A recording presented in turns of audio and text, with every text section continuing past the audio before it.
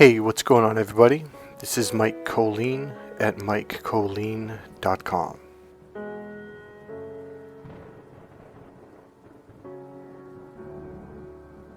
Okay, so the number one thing that people can't lie to you about is energy.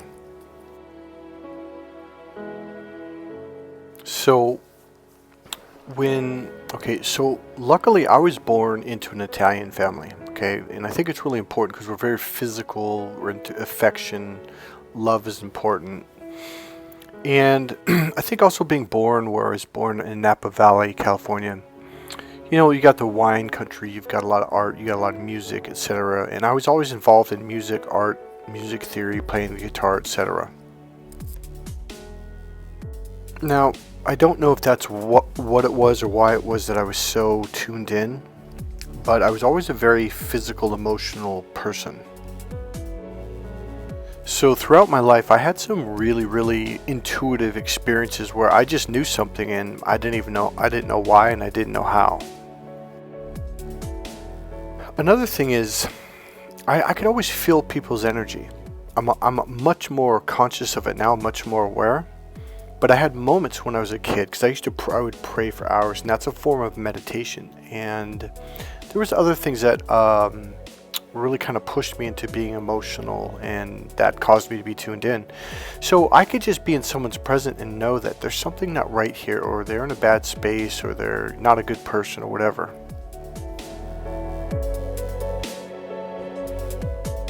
Now, when I was a kid, I didn't understand that other people couldn't do this. So I just assumed, well, everyone is like this, and I didn't think I was different in any way.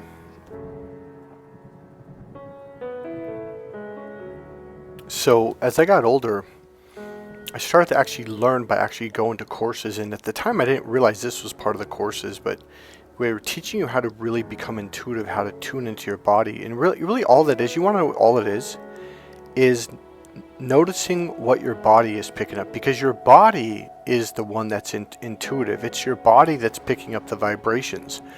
You just have to connect to your body by going internal and dropping down, becoming emotionally grounded. It's like plugging in the wire, so to speak, or the plug. Once you plug it in, boom, all of a sudden you're like, whoa, shit, now you're conscious of all the feelings that your body is picking up. So your body is always doing this. It always has. So number one, you can learn how to do this, okay? Again, these are the techniques I teach in my internal awareness class. And I also teach this to you in one-on-one coaching. So now here's the deal. Your whole life, I almost said once you were spotted as an empath, but it really wasn't once. They knew the minute they spotted you. The minute you were born, the minute, literally within hours, probably the very split second you were born, your family, if any of them were narcissists, they knew what you were.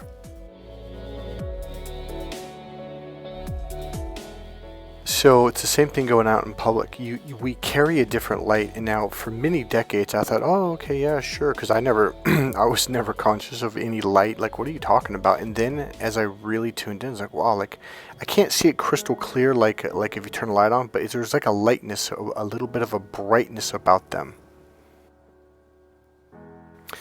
And in the last 3 to 5 years, probably a little over 5 years, my brightness has brightened up, and I did notice people started staring at me more. People have always stared at me, but this was amplified. Like, it has been amplified for 5 years or so. And how to explain this? There's been a few moments where I became very aware, like, whoa, the light around me is brighter than the people in the same store. And everyone's kind of looking at me, about 5 years ago, I kind of like, why is everyone staring at me, When I was younger, I used to actually cuss at people. Because I was like, what are you staring at me for? And I would ask people, like, oh, no reason. And they just walk away. So what I'm trying to say here is this, is you were shut down. You were not just shut down by family members, but it was a clerk at the grocery store. It was another clerk. It was one teacher. It was another teacher in 5th period, then one in 2nd grade, another one in 3rd, and 2 in 5th. and it was 2 coaches on this team, 1 coach on this other team you joined years later. So you were bumping into these people, and they would do everything they could to doubt you. Now here's one of the techniques that they use.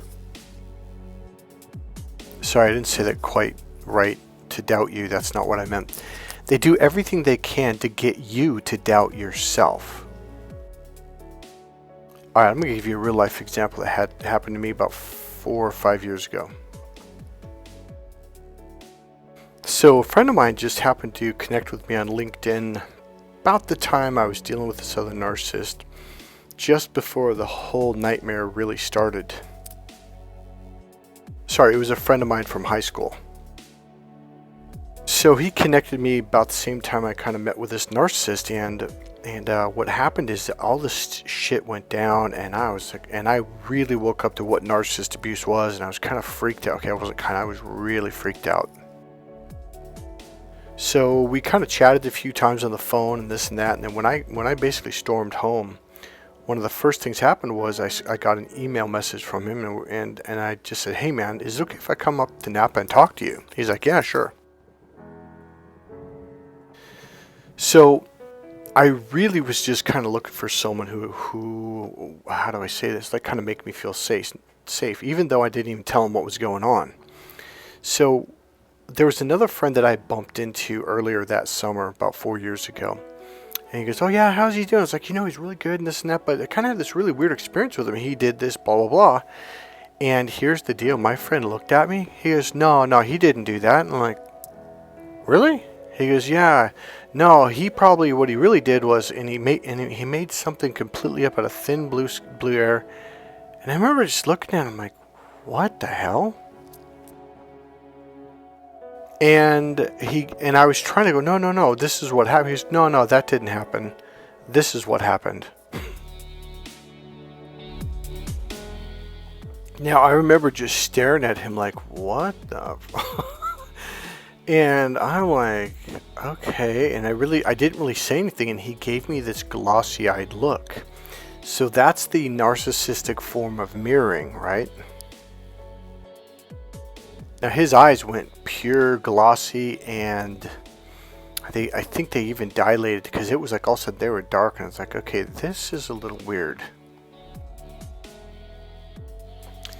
So what ended up happening was I saw a video recently after that. So this is when I was really watching a narcissist video, and those two things came up where like a narcissist will always tell you, like, no, that's not what happened. Something else happened, even though they weren't there. And the other thing was the mirroring, and then the whole like glossy where the eyes kind of dilate and they just go dark. So I think I was a little freaked out. And he ended up telling me, so I forget why I went back there about a week or two later. And I think I know why, because I wanted to talk to him about narcissist abuse, and I did. And he was kind of squirming, and then he just said, look, he goes, you do know I was diagnosed as a narcissist, right? I'm like, what? So at this time, I'm pretty freaked out. But it was a real learning, because I got to see the glossy eye, the mirroring thing, and then they literally doubt. Like, you say, oh, this is what happened to me at this place and such. And even though they'd never been to that store, they'd never been to that city, they're telling you what happened. That is a very narcissistic thing. So why do they do that? Because it conditions into you to not listen to yourself, to not trust your own gut feeling, to not trust your own eyes, to not trust your own ears, to not trust what you saw, what you heard, and what you physically felt. So what this does is it confuses you. What does God say about, like the fruit of the whatever? Like some of the signs of a narcissist are confusion and doubt. And that's exactly what they're doing. They're putting doubt in your mind, and then you start to think, overthink, which puts you in the left brain, because now you've disconnected from your own 5 senses, because they're constantly doubting you. Now you got to understand, I hadn't seen this guy in probably 25 plus years. Okay, I hadn't seen him for a long time. And the first time I see him, he's putting confusion and doubt. And then as I look back, it's like, oh, that was completely narcissistic. And then he verified it about a week or two later. So here's my message. A lot of you will think like, oh, it was just my mom or my family, or it was them plus this one friend. No. You went to the grocery store and you said, man, I can't believe so-and-so did that. Or I can't believe, this happened outside. And you're like, nope, that never happened. And you're like, oh, okay, I'll give you another one. Watch this. All right, so this was years ago, many years ago. I started getting cockroaches in the apartment I lived in. Not much, a little here, a little there. I'm like, man, I've never had cockroaches. What's going on? So I went and talked to the manager, and she goes, now, mind you, it had been raining for almost 2 weeks straight, day and night. While I was talking to her, there's a window right there. We had it slightly cracked open, and you could hear the rain. It was a heavy rain. And she goes, oh, well, the reason why you're getting cockroaches now is because it hasn't rained for such a long time. We've been in a drought, and we haven't had any rain. So the cockroaches are starting to come inside looking for water. And I was looking at her like, what?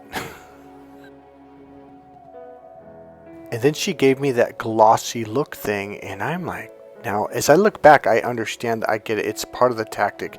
There's a mirroring thing that they're doing with you, and it causes you to take on their thoughts, or it's like, in NLP, they teach us something called matching a mirror. When you match someone, you're gaining rapport, but when you talk, they know that you're talking. But when you mirror someone, your unconscious mind thinks that you're talking, even when it's them that's actually talking.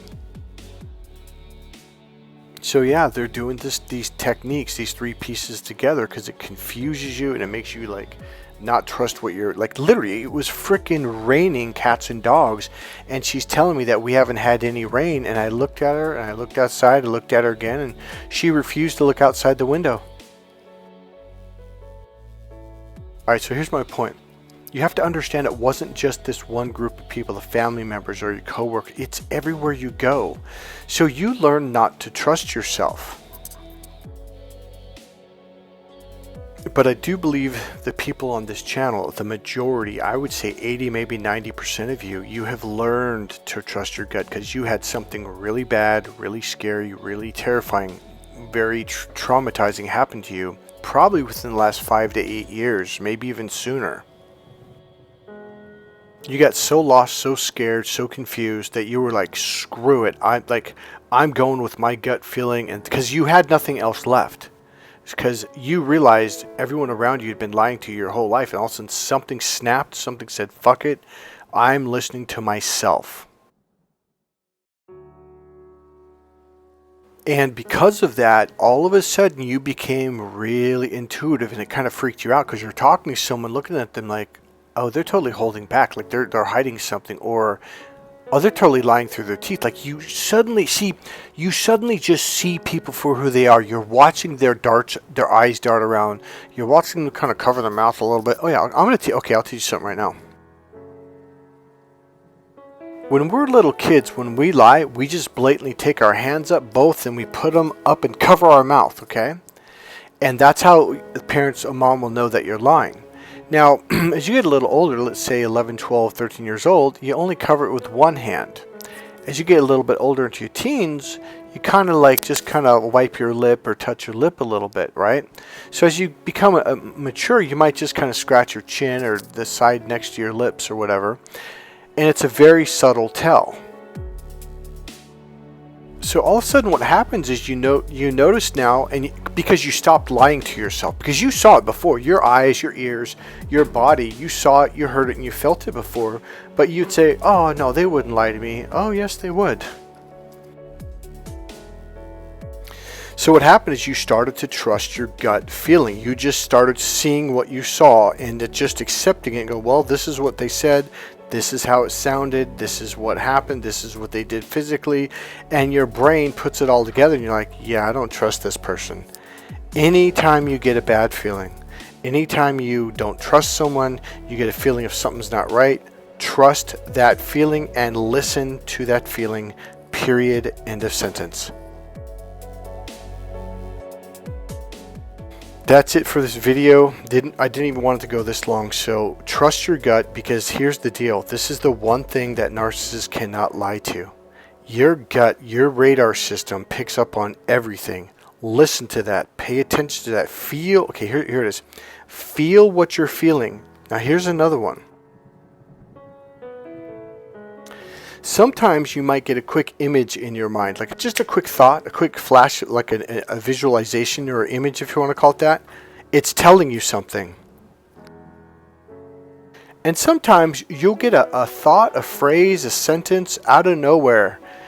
And you're like, huh, that's interesting because this person is talking about this, and I was just wondering if I should trust them or not. And then you might even have a song that has a good tune or a negative tune, or saying something that's negative, and like, oh shit, like I can't think of one right now, but like The Devil Wears Prada, or like that movie comes in, and you're listening to this person, and you already have a bad feeling. You're like, yeah, that's enough for me. Why did I get that image in my head? So let's say you get a bad feeling around someone, or your body starts to tighten up. Okay, get away instantly. Just go. Don't explain it to them. Don't even attempt, because they're going to put doubt in your mind. Oh, no, that's all in your head. And that's exactly what they do. Oh, it's all in your head. No. Don't even tell them. Say, hey, man, I got to go. Or if you think you're in danger, just, like say, hey, I'm going to go to the bathroom. I'll be right back. And then just instead of going to the bathroom, just keep on walking to your car, to the bus or whatever. Just keep on going. You don't need to know what was up. All you need to do is get out. Again, you get a quick image in your mind. Pay attention to it. Don't just let it fade away. 'Cause it's almost like, okay, that's interesting. This image actually connects to what they're doing or saying, or this image is telling me to get out.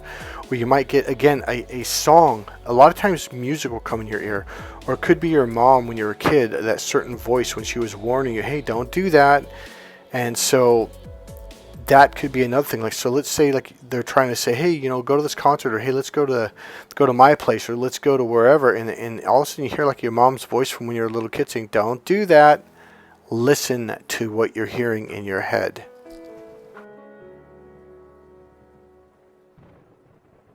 Meditation can help, grounding techniques can help, deep breathing can help, anything that brings your awareness inside, including massage, by the way, because it's pushing on your body, which brings your awareness inside your body. Your body is the radar system. Your body, that is what's picking up on all of this. And then it'll give you a gut feeling, because that's how it communicates. It might give you a quick image, or maybe a quick video, or a scene from a movie, okay, something like that. Or maybe it's a memory that you had when you were a kid, when something happened. You're like, why did that pop up out of the blue? See, haven't you ever had a thought pop up out of the clear blue sky, something you hadn't thought of in 20 years or 12 years or something, and all of a sudden, boom, okay, why is that? Like, oh shit, this thing went bad, so that's how I know to get out. So here's what happens with me. I get like a deja vu. Whenever I get a deja vu feeling, I'm like, F this, I am out of here. So all I'm saying is listen to your unconscious mind. It's giving you these symbols, these images, these sounds, these memories, these voices, these phrases, these songs, and these feelings, because it's talking to you. It's saying, hey, pay attention.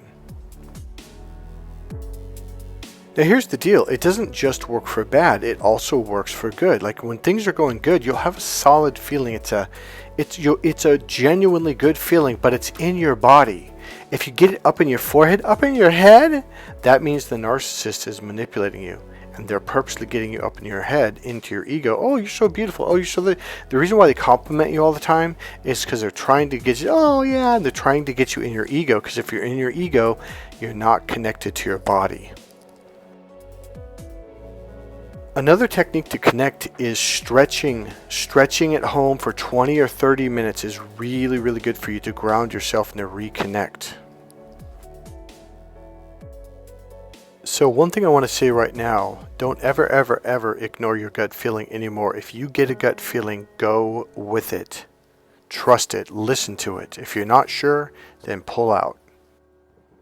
People can tell you whatever they want you to hear. This is why you need to pay attention. Actions speak louder than words. Words in and of themselves are pretty much meaningless. You need to start paying attention to what someone does after they say they're going to do something. Do they do it? Do they not do it? Like what happens? And over a period of time, you're going to figure it out. Write this down. What someone says and what someone does are two completely different things. Pay attention to what they actually do. Does it match up to what they say? Does it match up kind of, sort of? Did they do it with a negative attitude? Pay attention to what they did. Someone can tell you they're going to be good to you, they're going to help you, they're going to protect you. Do not listen to the words. Pay attention to what they actually physically do in the real world. If their actions don't line up with what they said, it's time to get out of there. So if they're saying one thing and they're doing something else, that's not in alignment. It's not matching up. So you got to get out. And that right there is how you get it, what I keep saying, a top-notch cutoff game, where you just cut people off. You're like, yeah, they're not in alignment. They're saying one thing, they keep doing something else. Boom. Cut them off. Do it sooner than later. And as you get older, you're going to get better at it. It's just going to happen.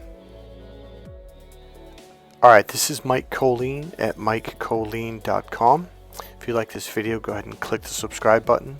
Click the like button, make a comment, and if you like, go ahead and make a donation. There's a PayPal link right there in the description box beneath the video. Alright guys, I'll see you in the next video. Bye.